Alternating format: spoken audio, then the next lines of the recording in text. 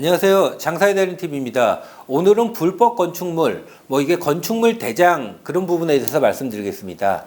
건물을 지으면 일반적으로 다 건축물 대장이라는 서류를 등록을 하셔야 됩니다. 근데 가끔 이렇게 오래된 구축 건물 같은 경우는 건축물 대장이 없는 경우도 가끔 있습니다.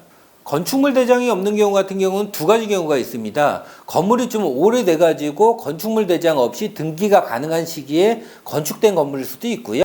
건축물 관리대장 같은 경우는 광복 이후에 같은 경우가 토지대장으로 관리되어 오다가 1992년부터 건축물 대장으로 명칭이 변경되어 지금 사용하고 있습니다. 건축물 관리대장에는 연면적, 대지면적, 건축연도, 주소 등 일반적인 건축물에 관한 내용이 좀 많이 들어가 있고요. 창업하시는 분이 보셔야 될 거는 건축물의 용도입니다. 건축물 용도 같은 경우는 9가지로 좀 구분이 되는데, 자동차 관련이라든가 산업 관련, 전기 통신 관련, 문화 집기 시설 관련으로 들어가 있는데, 저희 일반 음식점을 창업할 때 같은 경우는 근린생활시설군에 속했는지 그 건축물 대장을 좀 보셔야 됩니다.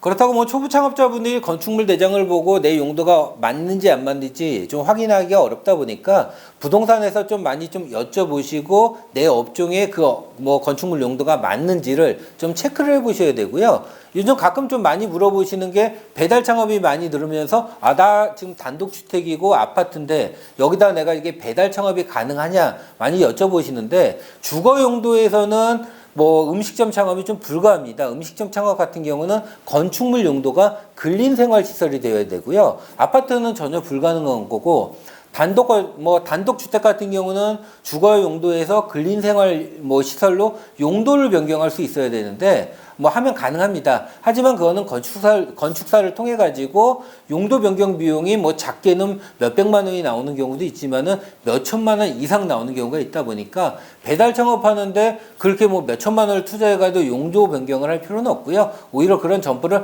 찾는 것이 좀 유리한 경우가 있습니다.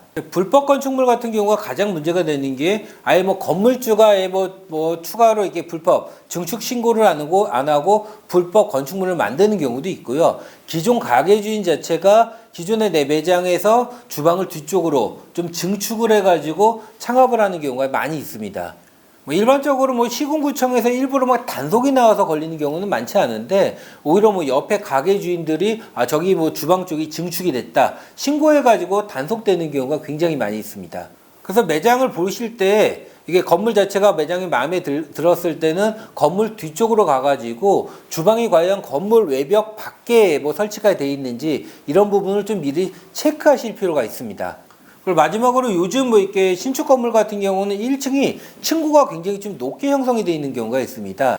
1, 2층 복층으로 허가를 내는 경우는 많지 않고요. 대부분 층고가 높다 보니까 중간에 이렇게 복층을 만들어가지고 영업하는 경우가 있는데, 이런 경우 같은 경우는 99%가 좀 불법입니다. 그래서 점포를 인수하실 때는 과연 기존에 있는 시설이 불법 건축물인지 아니면은 좀 합법적인지에 대해서는 판단은 필요합니다. 물론 이렇게 똑같은 임대 조건을 놓고 주방이 좀 뒤쪽으로 빠져 있다거나 복층을 사용할 수 있으면 좋긴 하는데, 이게 합법인지 불법인지도 모르고 사용하시는 건 좀 문제가 있으시고요. 해당 건물이 과연 불법 건축물인지 아니 합법적으로 늘렸는지를 좀 분석하고 점포를 선정하실 필요가 있습니다. 이상 장사의 달인 TV에서 불법 건축물에 대해서 간단하게 말씀드렸습니다. 감사합니다.